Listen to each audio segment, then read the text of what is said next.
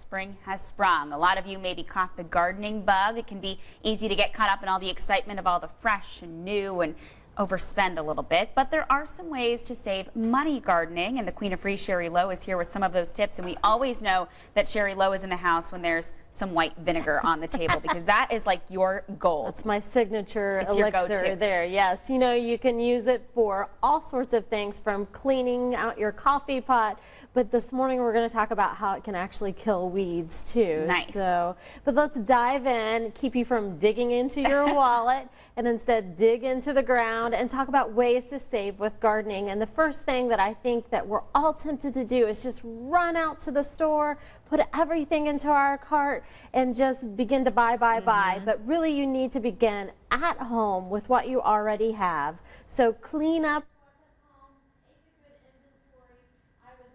From people last night, readers who were saying, you know, we found this old trellis in our neighbor's dumpster, we refabbed this or that. There are plenty of things that you can repurpose before you dive in and buy things at the store. And then once you know what you have, you can Google around and find the best deals. Yes, definitely. You know, you want to be sure that you're doing your research as well, whether that's looking online, and in fact a lot of places will price match. You can pull that up on your phone. So be wise with what you have resource wise, and also look for books from the library too, to Very smart. You know, resource what you're doing.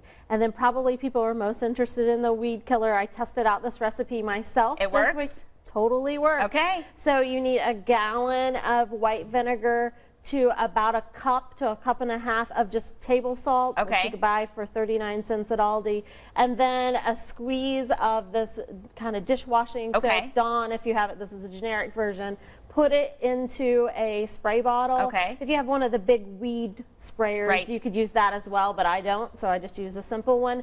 And then you can spray it straight on the weeds. It takes a day or two for it to take effect, but it is effective. So and it works. We do that. Yes, and that's almost no cost. I mean, most of these things you probably have at least some of them at home. A lot of people do. Okay, another thing you mentioned is saving your seeds. Yeah, so from year to year you can actually use the same packet of seeds. You're not going to need all of them to plant a plant.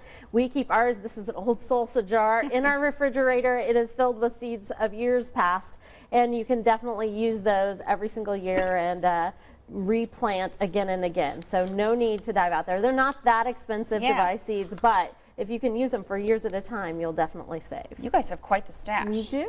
All right. Well, I love your next example is just keeping it simple. And isn't that always a way to save money, is just don't go to the extreme? Yes. You know, it's so easy once you get to the store to buy several veggie plants and really go overboard. I'm so guilty of this every year. And this year I kind of put on the brakes because last year we had so many tomatoes.